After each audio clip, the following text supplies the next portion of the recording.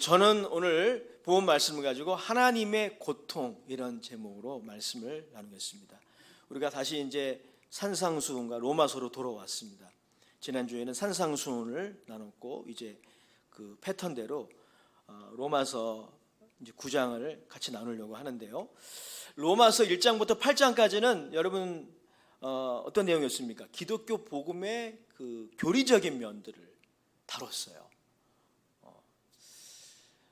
그런데 이제 9장부터 11장은 다소 이해하기 어려운 부분입니다. 왜냐하면은 이 1장부터 8장까지의 교리적인 내용의 적용은 12장부터 시작이 돼요. 그럼 바로 12장이 나와야 되는데 9장부터 11장까지는 앞의 내용과 사실 상관이 없는 그런 내용입니다. 그러나 이제 로마서의 주석자들은 사실 로마서를 쓴 이유가 여기에 있다고 봐요. 여기에 있다. 이 부분은 이런 겁니다. 바울이 씨름하고 있는 한 가지 고민을 다루고 있어요. 바울이 지금 고민이 있는 거예요. 바울이 씨름하고 있는 문제 한 가지가 있습니다. 그건 뭐냐면 왜 이스라엘이 복음을 받아들이지 않는지에 관한 거예요. 이스라엘, 알다시피 대부분의 유대인들은 예수 그리스도를 믿지 않았습니다. 받아들이지 않았습니다. 그뿐만 아니라 원래 바울이 이름이 사울이었잖아요. 그들의 동료였습니다. 회심해서 복음을 전하고 있는 이 바울을 그들은 혐오하고 대적했어요. 반면 이방인들은 바울의 복음을 어린아이가 젖을 받아 먹듯이 그렇게 흡수했습니다. 상반된 모습이죠. 바울은 사역 내내 자신을 반대하는 유대인들의 이 적의를 느끼며 사역을 했을 것입니다. 이거 쉽지 않았을 거예요. 바울을 쫓아다니면서 바울을 적대하는 사람들의 그 적의를 느낀다는 것은 쉽지 않은 경험이었을 것입니다. 실제로 유대인들 중에는 바울을 죽이려고 암살단까지 조직을 했어요. 이게 대체 무슨 일입니까? 그들이 누구예요? 이스라엘입니다. 이스라엘. 자, 3절에서 5절에 보면은 그들이 누구였는지 바울이 다시 한번 요약을 하고 있는데 우리 다시 읽어보겠습니다. 시작. 나의 형제 곧 고륙의 친척을 위하여 내 자신이 저주를 받아 그리스도에게서 끊어질지라도 원하는 바로라. 그들은 이스라엘 사람이라. 그들에게는 양자됨과 영광과 언약들과 율법을 세우신 것과 예배와 약속들이 있고 조상들도 그들의 것이요 육신으로 하면 그리스도가 그들에게서 나셨으니 그는 만물 위에 계셔서 세세의 찬양을 받으실 하나님이시니라. 아멘. 그럼 이스라엘은 어떤 사람들입니까? 오늘 바울이 잘 요약하고 있는데 그들은 먼저 하나님이 선택하신 민족이잖아요. 아브라함과 이삭과 야곱이 다 이스라엘의 뿌리에 해당되는 거죠. 그들은 다 믿음의 조상이지 않습니까? 그게 이스라엘이에요. 또한 여러분 그들에게는 율법이 있었어요. 이방인들은 율법이 없었어요. 그래서 그들은 막 살았습니다. 하지만 그들은 율법이 있었어요. 그들의 대부분은 신성한 율법을 지키려고 노력했습니다. 고대 근동에 대한 연구를 보면은요, 특히 성도덕에 있어서 성도덕, 유대인들은 굉장히 수준이 높았어요. 이 이방인들은 굉장히 문란했다고 해요. 근데 유대인들은 이방인들이 따라갈 수 없는 높은 수준의 성도덕을 보여줬어요. 그게 이스라엘이에요. 또한 그들에게는 무엇이 있었죠? 성전에서의 예배가 있었어요. 그들에게는 예루살렘에 헤롯이 건축한 제2성전이 있었어요. 성전만 있는 것이 아니라 그들은 성전 예배에 열심이었습니다. 그들에게 성전의 거룩함을 수호하는 것은 목숨을 걸 만한 일이었어요. 굉장히 중요했습니다. 또 그들은 누구입니까? 그들은 예수 그리스도와 특별한 관계입니다. 무슨 말이냐면 넓게 말하면요, 그들은 예수님과 친족이에요. 예수님이 아버지가 누구죠? 요셉이잖아요. 요셉이 다윗 지파입니다. 다윗 지파. 그러니까 이사야 선지자가 다윗의 지파에서, 다윗의 후손에서 메시아가 나오리라 예언을 했잖아요. 그 예언이 적중한 거예요. 예수님은 유다 가문입니다. 유다 가문. 그러니까 넓게 보면은 유대인들은 예수님과 친족인 거예요. 친족. 뭐 5천 당숙, 8천 당숙 이렇게 되는 거예요. 그리고 여러분, 그들에게는 무엇이었습니까? 언약이 있었어요. 언약. 저 언약이라는 게 뭡니까? 하나님과의 특별한 관계를 말하는 거거든요. 그들은 하나님과 보통 관계가 아니었어요. 하나님과 특별한 관계가 있는 사람들이었어요. 신의 산에서 하나님이 그들에게 자신의 모습을 보여주셨어요. 그러니까 하나님의 육성의 음성, 우리 중에 누구도 하나님의 육성의 음성을 들은 사람이 없잖아요. 하나님의 육성의 음성을 들은 민족은 이스라엘밖에 없고요. 하나님의 그 어떤 현현, 그거를 이렇게 그 장엄한 현현을 두 눈으로 본 민족도 유대인밖에 없어요. 그만큼 특별한 관계에 있는 사람들이 이스라엘인데, 바로 그것을 소개하고 있는 거죠. 또한 여러분, 그들은 누구입니까? 구약에 약속하신 메시아를 대망하는 믿음이 있었던 사람들입니다. 그런데 참 이게 놀라운 건데요, 정작 그들에게 예수님이 오셨는데 예수님을 믿지 않는 거예요. 이게 어떻게 된 일입니까? 이게 바울의 고민인 거예요. 사실을 인간적으로 또 논리적으로 생각해 보면 이들이야말로 예수님이 오셨을 때 박수치면서 환영을 해야 돼요. 가장 먼저 예수님을 영접해야 될 사람들인데 그 반대인 거예요. 이게 어떻게 된 일인가? 다른 누군가가 아닌 그들이 예수 그리스도의 복음을 전하는 바울을 이토록 미워할 수 있단 말입니까? 여기에 바울의 고민이 있었어요. 사실 이 모습은 예수님이 이 땅에 오셨을 때도 그대로 일어났죠. 예수님이 이 땅에 오셨을 때 예수님을 달갑지 않게 여겼던 사람들은 누구예요? 세리와 죄인들이 아니었습니다. 당시 매국노라고 사람들한테 욕을 먹었던 세리, 몸을 파는 창녀, 이런 사람들은 예수님의 메시지를 달갑게 여겼어요. 그런데 예수님의 메시지를 받아들이지 않은 사람들은 바리새인, 서기관들이었습니다. 도대체 유대인들은 왜 이랬을까요? 그들의 행위의 의로움이 그들을 속인 걸까요? 아니면 예수님의 천국 복음이 그들의 마음을 불편하게 한 것일까? 아니면 예수님이 그들이 원했던 메시아의 모습이 아니어서 실망했던 것일까? 아니면 로마 식민지니까 현실의 고난이 너무 길고 혹독해서 그랬던 것일까? 이 시간 이 인류 최고의 아이러니의 이유를 총망라할 시간은 없어요. 다만 한 가지 말씀드릴 수 있는 것은 이것입니다. 이런 아이러니가 우리의 현실에서도 있을 수 있다는 점만은 확실히 말씀드릴 수 있습니다. 여하튼 오늘 본문은 바울이 이 씨름, 그들이 왜 그럴까? 라고 하는 그 씨름에서 찾은 대답 하나를 지금 말하고 있는 거예요. 오늘 그것을 이제 소개하려고 합니다. 계속 로마서 9장을 나누면서 그 대답들이 이렇게 하나씩 공개가 될 거예요. 자, 그것은 뭐냐면 이겁니다. 하나님은 여전히 그러한 이스라엘을 사랑하신다는 거예요. 그게 답이에요. 그 사랑은 그 이스라엘을 향한 그 하나님 예수님을 영접하지 않는, 그리고 바울을 대적하는 그 이스라엘을 향한 하나님의 사랑은 바울의 내면의 깊은 고통과 근심에 반영되어 있어요.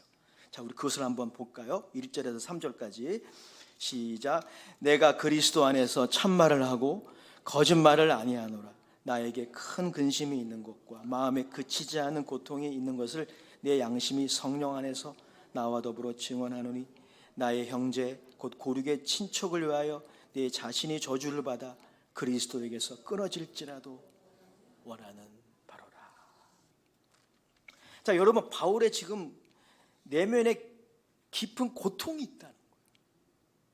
근심이 있다는 거예요. 참으로 그렇다는 거예요. 성령이 증언하실 정도로 그렇다는 거예요. 그 고통과 그 근심은 어디에서 유래하는 것일까요? 동족을 향한 사랑에서 오는 것이죠. 이스라엘 향한 사랑. 단순히 자신의 부모님을 향한 사랑 정도가 아니라 민족을 향한 사랑. 그의 동족과 그의 민족을 향한 사랑에서 이 근심과 고통이 온 것이죠. 3절에는 정말 충격적인 발언을 하고 있어요. 바울이 나의 형제 곧 고륙의 친척을 위하여 내 자신이 저주를 받아 그리스도에게서 끊어질지라도 원하는 바로라. 그러니까 이스라엘이 그 가린 눈이 뭐가 그 눈을 가린지 모르겠지만 그 눈을 가리고 있는, 그래서 바울을 똑바로 보지 못하게 하고 예수를 똑바로 보지 못하게 하는 그게 뭔지 모르겠지만 그게 사라져서 그들이 예수를 영접하고 구원받을 수만 있다면, 다시 돌아올 수만 있다면 내가 저주를 받아도 괜찮다 라는 거예요. 여러분, 그가 실제로 그리스도로부터 떨어져서 하나님을 떠나기를 원한다는 그런 세속적인 욕망을 말하는 것이 아니죠. 그만큼 바울은 동족 이스라엘의 구원을, 그들의 신앙의 회복을, 그들이 자기 자리를 찾기를 원하시는 거예요. 우리는 여기서 뭘 느낍니까? 바울의 동족의 구원을 향한 하트를 느끼죠. 바울은 그냥 논리적으로 잘 가르치는 교사 정도가 아니라 심장이 있는 사람, 심장. 여러분, 그 심장에는 무엇이 있을까요? 하나님의 사랑이 있는 거죠. 그러므로 바울의 내면의 고통과 근심은 하나님의 사랑에서 온 것이라고 말해야 합니다. 이 놀라운 구절에 대해 존 스타트의 로마서 강해가 인용하고 있는 설교자 데니스의 해석은 굉장히 설득력이 있어요. 그는 이렇게 해석하고 있습니다. 바울의 이러한 열망, 동족에 대한 열망은 자신의 개인적인 열심이 아니라 그리스도의 대속적 사랑의 불에서 피어난 불꽃이다. 무슨 말이에요? 이 바울의 열망은 이스라엘을 향한 하나님의 사랑에서 온 것이라는 거예요. 우리는 이 바울의 고통과 근심을 통해 얼마나 하나님이 이스라엘을 사랑하시는지, 눈에 뭐가 씌워가지고 예수님을 영접하지 않고 십자가에 못 박은 그들조차 얼마나 사랑하시는지 우린 바울의 이런 고통과 근심을 통해 알게 되는 것이죠. 오늘 나누려고 하는 게 그거예요. 그렇습니다. 본문의 바울의 개인적인 고통과 근심을 통해 우리는 무엇을 알게 됩니까? 우리는 무엇을 보게 됩니까? 이스라엘을 향한, 그리고 우리를 향한 하나님의 사랑의 고통을 봅니다. 하나님의 고통은 사랑의 고통이에요. 여러분, 하나님의 고통이라는 단어는 아마 흔히 들어보지 못하셨을 거예요. 그죠? 하나님의 고통이라는 단어는 교리적으로 오해가 없도록 설명이 필요한 부분인 건 맞습니다. 하나님은 우리처럼 육체를 가지고 계신 분이 아니기 때문에 그 하나님이 어떠한 고통을 느끼신다는 것은 잘 설명해야 될 부분이에요. 하나님은 언제나 변함이 없으신 분이라고 성경은 말하고 있는데, 하나님이 어떤 고통을 느끼고 다시 회복이 된다면 이게 변화되는 거 아니에요.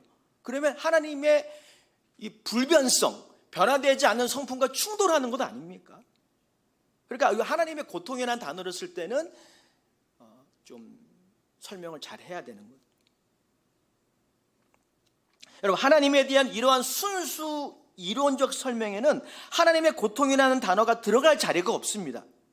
그런데 성경에 보면은요, 하나님의 고통이 등장해요. 성경에 우리에게 계시하신 하나님은 우리를 놀라게 합니다. 그래서 성경에 보면 하나님이 자신의 고통을 토로하시는 내용이 나와요. 어딨냐고요? 성경이 있어. 그 중에 하나가 예레미야서입니다. 구약의 선지자 예레미야는 그 대표적인 예인데요.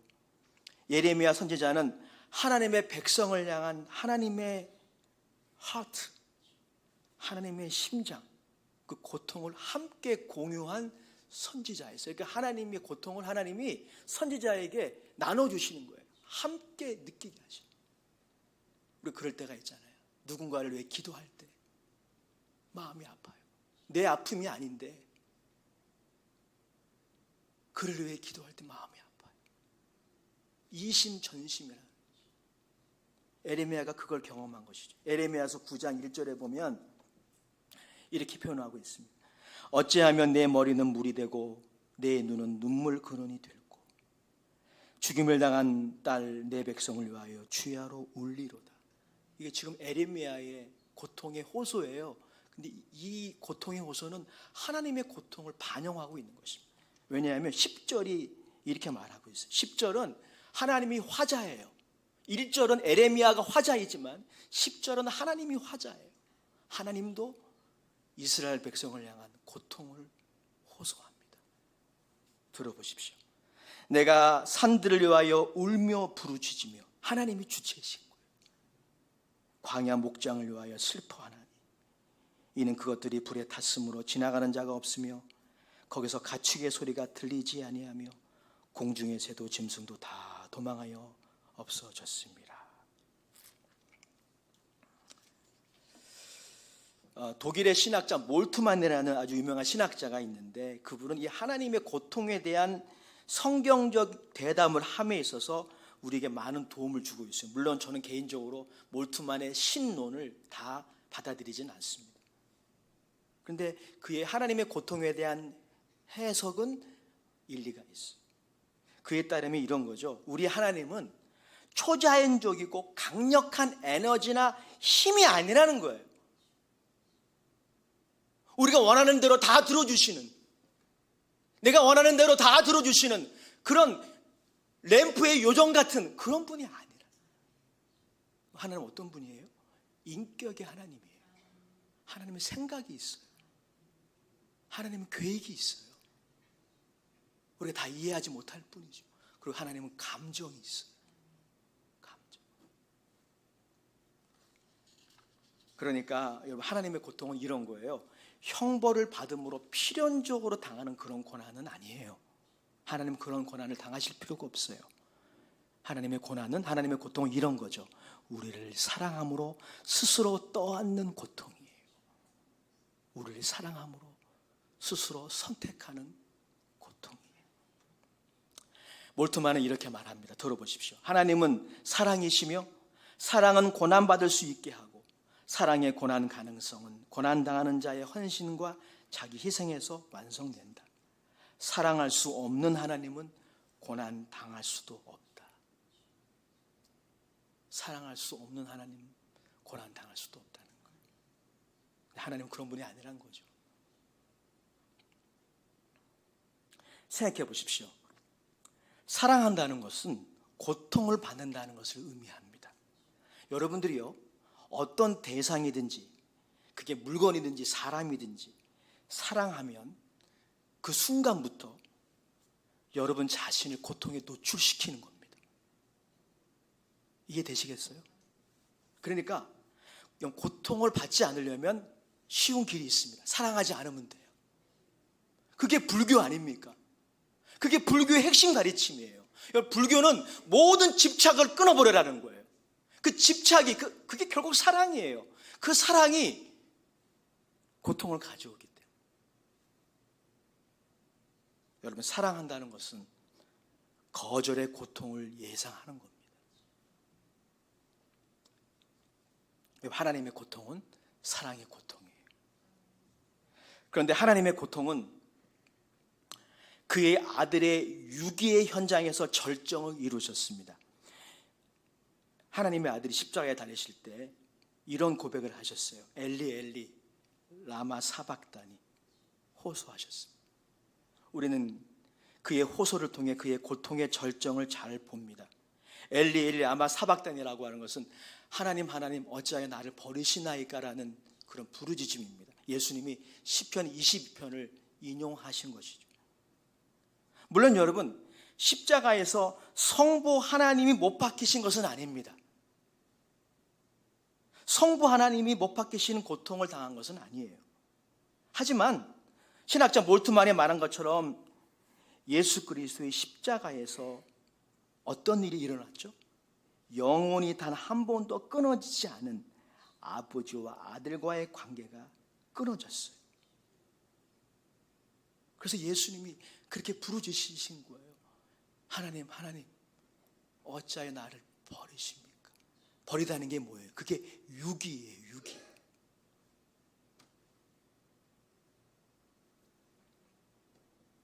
십자가에서의 하나님의 고통은, 아버지의 고통은 어떤 고통인가요? 사랑하는 아들을 잃는 고통이었어요. 십자가에서 아들은 유기되었어요. 그리고 아버지로부터 끊어졌습니다. 여러분, 요즘에 우리가 레위기를 새벽마다 나누고 있는데요, 구약 율법에 의하면 율법을 고의로 범하거나 도덕적인 악행을 행한 사람에게 주어지는 최고의 형벌은 두 가지인데, 하나는 죽음이에요. 또 한 가지가 있어요. 끊어지는 겁니다. 하나님으로부터, 그리고 그의 공동체로부터 끊어지는 거예요. 사실 여러분, 두 번째가 더 무서운 거예요. 죽음은 다 죽잖아요, 우리가. 시간 차이가 있을 뿐이죠. 정말 무서운 형벌은 뭐냐면 끊어지는 겁니다. 하나님의 보좌 앞으로 나아가는 특권을 상실해버리는 거예요. 만약에 그런 일들이 저와 여러분들에게 일어난다는 것은 가장 무서운 일이에요. 만약에 그런 일들이 일어난다면 여러분들이 1000번, 10,000번 기도해도 소용없습니다.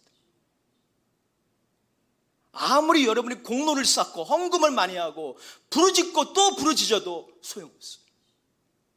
그게 끊어짐이에요. 그게 유기의 무서움이에요.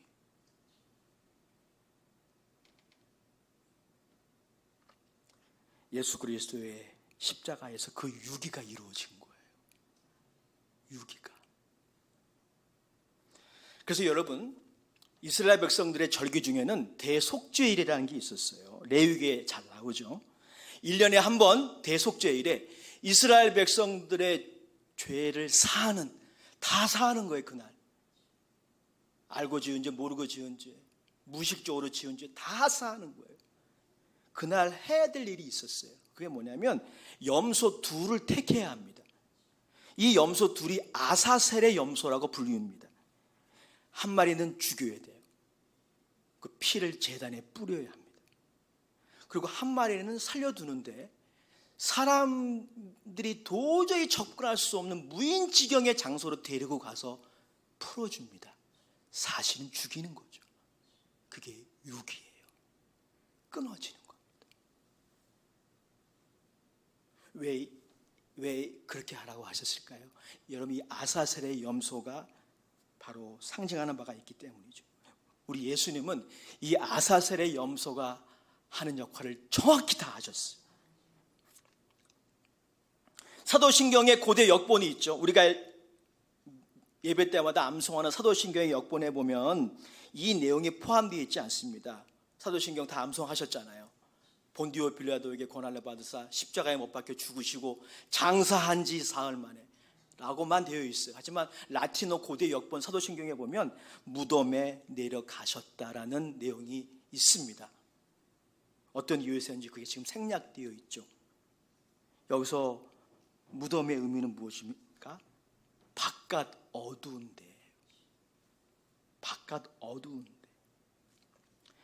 아사셀의 두 번째 염소가 바깥 어두운 데 내어 쫓긴 것처럼 예수님은 십자가에서 바깥 어두운 곳으로 내어 쫓기셨습니다. 어두운 곳, 형벌받는 곳으로 내려가신 거예요. 그는 실로 우리의 죄가를 지시고 십자가에서 아버지로부터 끊어지셨습니다. 그리고 우리의 모든 죄를 용서하시고 우리를 살리셨습니다. 이게 기독교의 모든 것입니다. 이게 복음의 모든 거예요.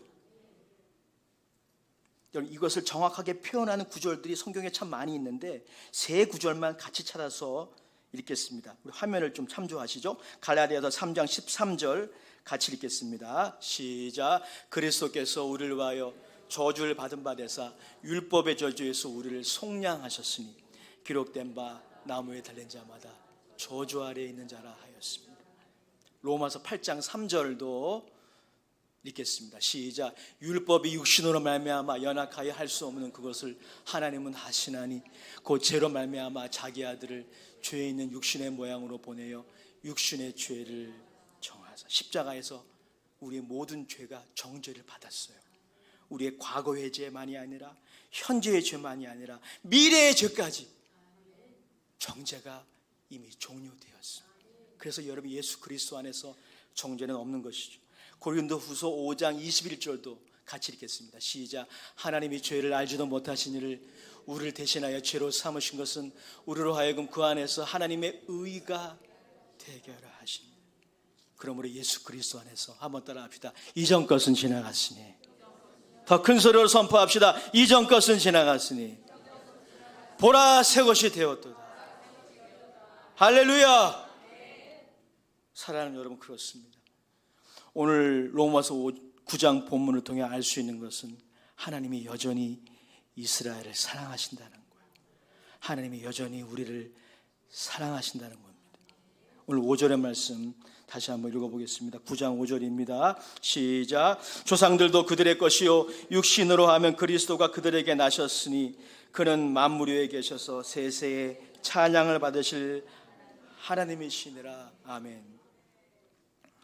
하나님의 사랑은 모든 만물 위에 계셔서 만물을 다스리시는 분의 사랑이에요. 그러니까 우리의 사랑하고 달라요. 다른 거라는. 여러분, 우리의 사랑은 어떻습니까? 상대방이 반응이 없고 답하지 않으면 유지되지 못합니다. 그래서 조건적이에요. 인간의 모든 사랑은 조건적입니다. 부모와 자녀라는 조건, 친구라는 조건, 연인이라는 조건 때문에 사랑하는 것이죠. 이것을 잘 표현하는 영어 수거가 있어요. Give and take. 무슨 말인지 아세요? Give and take. 너무 어려운 영어를 했나? 주고받는. 주고받음이 이게 인간의 사랑의 특징이에요. 그러나 여러분, 하나님의 사랑은 그런 조건적인 사랑이 아닙니다. 그것은 하나님이 사랑하고자 작정하시기 때문에 사랑하는 것입니다. 하나님의 사랑은 모든 인간의 사랑을 뛰어넘는 거예요. 사실 진정한 의미에서 사랑은 이것 하나뿐입니다. 사도 요한이 그렇게 증언하고 있어요. 요한일서 4장 10절의 말씀이죠. 요한일서 4장 10절 다 같이 읽어보겠습니다. 시작. 사랑은 여기 있으니 우리가 하나님을 사랑한 것이 아니요 하나님이 우리를 사랑하사 우리 죄를 속하기 위하여 화목제물로 그 아들을 보내셨습니다. 하나님은 이스라엘을 여전히 사랑하십니다. 하나님은 우리를 여전히 사랑하십니다. 하나님은 율법도 있고 예배도 있고 믿음의 가문의 진골, 성골임에도 불구하고 예수 그리스도의 인애와 정의가 없는 이스라엘과 같은 사람들을 여전히 사랑하십니다. 하나님이 여전히 C.S. 루이스의 표현대로 연장을 들고 하나님을 대적하는 인생들을 여전히 사랑하십니다. 지금도 자기 파괴의 길을 걸어가는 인생들을 여전히 사랑하십니다. 자, 그렇다면 하물며 그를 믿는 믿음으로 고난과 유혹과 싸우는 여러분들을 얼마나 사랑하시겠어요? 때론 믿음의 싸움에서 지치고 무기력하게 되고 기쁨을 잃어버리는 여러분들을 하나님이 얼마나 사랑하시겠습니까? 그의 피로 구원받아 하나님의 방법대로 살려고 하지만 자신의 연약함으로 인하여 쓰러지고 넘어지고 낙심하는 여러분들을 얼마나 사랑하시겠습니까? 그러하기 때문에 하나님이 이처럼 우리를 사랑하시기 때문에 그는 여전히 고통받고 계시고 근심하고 계십니다. 하나님의 고통은 진행형이에요. 예수 그리스도는 그래서 여전히 우리를 위해 하나님 보좌 우편에서 밤낮 중보 기도하신다고 성경은 말하고 있습니다. 성령님은 우리 안에서 말할 수 없는 탄식으로 탄식하며 기도하신다고 성경은 말하고 있습니다. 여러분, 이러한 하나님의 사랑을 잘 표현한 찬양 가사들이 많이 있는데 설교 준비하다가 이 찬양이 생각이 났어요. 가사를 한번 읽어드릴게요. 주님과 같이 내 마음을 만지는 분은 없네. 오랜 세월 찾아 난 알았네. 내게는 주밖에 없네. 주 잡이 강같이 흐르고 주 손길 치료하네. 고통받는 자녀를 품으시니 주밖에 없네. 아멘. 만약 이 가사가 옳다면, 제가 말씀드린 하나님의 사랑의 고통에 대한 진리가 옳다면 그의 고통을 덜어드리는 길이 있을 거예요. 하나님의 계속되는 고통, 덜어드리는 길, 그리고 그리스도의 남은 고난. 성경은 그렇게 말하고 있어요. 그리스도의 남은 고난이 있대요. 십자가에서 우리의 죄를 대속하기 위한 고난을 예수님이 다시 짊어지신다는 그런 의미가 아니라 다른 차원의 고난이 있답니다. 그 고난에 동참하는 길이 무엇일까요? 찬송가 494장에 탑 레이디가 작사한 찬송가가 아마 그 답이라 여겨집니다. 이렇게 기록하고 있어요. 여러분들이 잘 아는 찬송입니다. 빈손 들고 앞에가 십자가를 붙드네. 의가 없는 자라도 도와주심 바라고 생명샘에 나가니 마음을 씻어주소서. 내가 공을 세우나 은혜 갚지 못하네. 쉼 없이 힘쓰고 눈물 근심 많으나 구속 못할 죄인을 예수 홀로 속하네. 이 고백을 하면서 우리의 의를 내려놓고 우리의 불을 회개하고 십자가를 붙들 때 하나님의 고통이 덜해질 것입니다. 또한 여러분, 성도와 이웃을 위한 중보기도를 포기하지 맙시다. 바울도 포기하지 않았어요. 예수님도 포기하지 않고 지금 하나님 보좌 우편에서 기도하신다고 하지 않습니까? 때로는 포기하고 싶어요. 때로는 버리고 싶어요. 하지만 예수 그리스도의 남은 고난에 동참하는 길은 그렇게 어렵지 않습니다. 성도와 이웃을 위한 중보기도에 참여하는 것입니다. 낭망치 말고 말이죠. 이렇게 고백하며 기도할 때 하나님이 여러분들에게 이렇게 답가를 부르실 것 같아요. 제가 지금 읽어드리는 이 복음성가는 요즘 좀 유행하는 핫한 복음성가예요. 이 가사를 보니까 하나님이 이렇게 여러분들에게 답하실 것 같아요. 사랑하는 내 아들아, 너의 아픔을 안다. 너의 눈물을 안다. 내가 너를 잘 안다. 사랑하는 딸아, 내가 너의 아픔을 안다. 너의 눈물을 안다.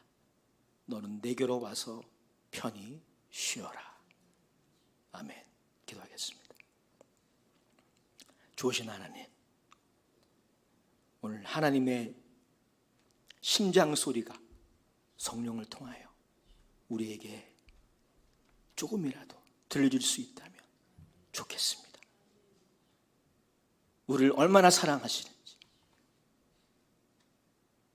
그리고 우리를 포기하지 않고 위하여 기도하시는, 오늘도 고난과 외롭게 싸우고 있는 우리들을 안타깝게 여기시고 함께 고통당하시는 그 하나님을 우리가 바라보면서 용기를 내게 하시고 그 은혜의 보좌 앞에 더 가까이 나가는 당신의 종들이 되게 하여 주시옵소서.